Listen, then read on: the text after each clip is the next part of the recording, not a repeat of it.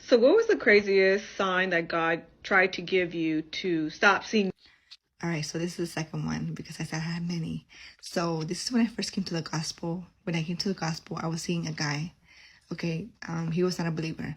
So when I came to God, I started learning about how God speaks to you, how God is really in your life, how He's really alive, and God started speaking to me prophetically through prophets in our church that I had to let go of the guy I was seeing because that's not the guy that God had for me.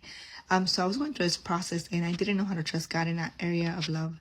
So I continued to see the guy for about a year and I was still in the gospel. So I was in the gospel and sinning. And then, but the Holy Spirit just kept convicting me to let him go, let it go.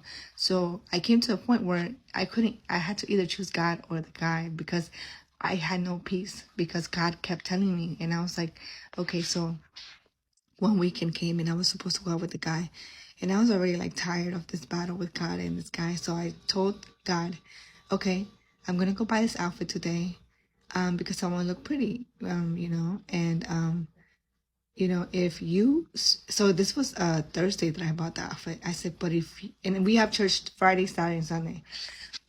But I said, if you really don't want me to see the guy, the only way I'll stop seeing the guy is if you send somebody from another part of the world to speak to me at church service this weekend to tell me that I'm not supposed to be with that guy.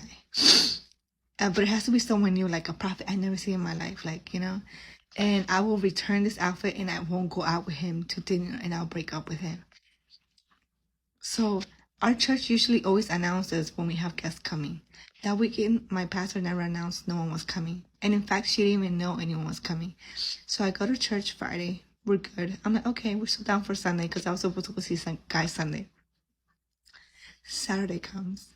I go to service. And then my pastor's like, oh, this random pastor called me today. He said that he was in a plane and then God spoke to him and told him that he had to come here. And then so my pastor's like, I don't know him, but he said that God sent him, so I gave him an opportunity. So he's coming tonight. He should be here shortly. My heart was pounding. Like, no way you're doing this just for me. So then this preacher comes, he speaks. I even forgot the word because it was like almost 8 years ago. And I remember that he starts ministering, right? And he's like, God sent me here only for one person. He sent me here for one person. And I'm going to ask the Holy Spirit to reveal to me who that one person is. So he starts walking around the whole church saying, Holy Spirit, reveal to me who that one person is. Because I know you spoke to me in the plane. I know that you told me that I had to speak to that person. And tell me why I'm standing there. And then I feel a tap in my shoulder. And he's like, God sent me here for you. God told me to tell you that he heard you and that this is your confirmation and that, he loves you and, that what he told you, it's time to let go. And I just started crying. And after service, it was going to be Sunday. So I actually went to return the outfit and I didn't go out with that guy anymore. So I'm telling you, God's alive, like God speaks. So, yep, if you ask God, he'll come through for you in the most craziest ways.